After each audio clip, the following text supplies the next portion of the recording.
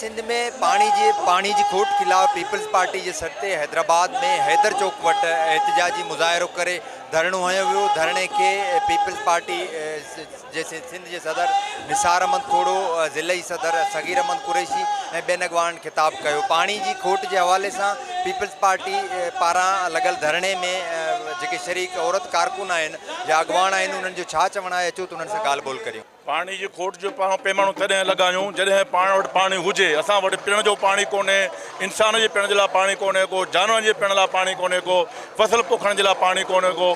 पंहिंजी जंग शुरू खां वठी रही आहे पाणी जे लाइ ऐं वफ़ाक़ हिन दफ़े जेकी असां सां ज़्यादतियूं कयूं आहिनि ऐं उन लाइ सरापा एहतजाज पाकिस्तान पीपल्स पार्टी जे चेयरमैन जी हुकुम ते जेको पीपल्स पार्टी जा पूरे पाकिस्तान में वर्कर आहिनि उहे सरापा एहतजाज आहिनि त सिंध सां नाजाइज़ी असांखे क़बूल न आहिनि। असांजे ख़िलाफ़ जेके हथ टोकियूं, जेके लोड शेडिंग हुजे या पानी जी खोट जे हथ टोकियूं आहिनि। मुंहिंजे पंहिंजे घर में 3 ॾींहंनि खां बिजली न आहे, हथरादू लोड शेडिंग आहे, सिर्फ़ु 12-14 कलाक हली पे, हाणे फिरी उहा 3 ॾींहंनि ते मुश्तमिल थी वई आहे। या सुबुह जो 7 खां वञे थी शाम जे 7-9 ताईं। उन खां पोइ गैस जी लोड शेडिंग जीअं सियारो आयो हली आहे त अञा ताईं हले थी। उन खां पोइ हींअर मेन बम असांजे किरियो आहे त असांजो पाणी बंदि कयो वियो आहे। पाणी ईअं आहे त ज़मीनूं आबाद थियूं थियनि, ज़रात थी थिए, असांजो खाधो पीतो मईशत सिंध जी ज़रात ते आहे। उन खां अलावा पानी का सवाइ बंदो किए तो जिए रहंदो। आज का जो हमारा प्रोटेस्ट है वो पानी के हवाले से है।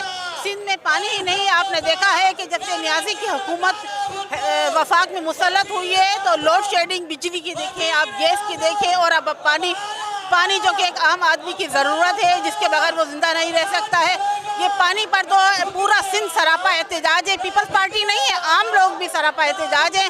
तो हम दरख्वास्त करते हैं कि ये पानी पर जो हमारे डाका डाला गया है इसको बंद किया जाए और सिंध के साथ सौतेली माओ वाले जो सलूक है वो बंद किया जाए। आज सरापा एहतजाज आहियूं पानी के हवाले से, छोकि पानी पीअण जे लाइ बि तमामु ज़रूरी आहे, जानवरनि जे लाइ बि ज़रूरी आहे, इंसाननि लाइ बि ज़रूरी आहे। जियापे जे लाइ हिकिड़ी अलाह साईं जी हिकिड़ी वॾी नेमत आहे पाणी, जेका असां खां ज़ोरी खसी वई आहे। माटे जी मां वारो सलूक असां सां सदाईं कयो वियो आहे। असां खां इंडस्ट्री खसी वई, असां खां एजुकेशन खसी वई, असां खां हाणे ज़राइत खसी थी वञे। ऐं चवनि इहो था त वॾेरा शाही जेको आहे उहा असां ख़तमु कंदासीं। बाबा वॾेरा शाही, तव्हां वॾेरे खे पाणी नथा ॾियो, तव्हां उन में ज़मीन में कमु कंदड़ हारियुनि खे बि पाणी ॾियो था। तव्हां आवाम लाइ छा त कयो आहे हेतिरनि सालनि में, असीं छो न एहतजाज कयूं? असांजो हक़ थो थिए। ऐं असां इन्हनि आवाम सां कमेंटमेंट शहीद ज़ुल्फ़िकार अली भुट्टो कई, शहीद मोहतरमा बेनज़ीर भुट्टो कई, हाणे असांजे शहज़ादे चेयरमैन बिलावल भुट्टो ज़रदारी कई आहे। असां एहतजाज कंदासीं। सिंध के पंहिंजे हिस्से जो पानी ॾिनो वञे, ॿी सूरत में इन्हनि जा एहतजाजी जेके मुज़ाहिरा आहिनि उहे मुल्क ताईं वधाईंदा ऐं इन्हनि जो एहतजाज जारी रहंदो। कैमरामैन नियाज़ मल्ला सां गॾु इम्तियाज़ पुछो, टाइम न्यूज़ हैदराबाद।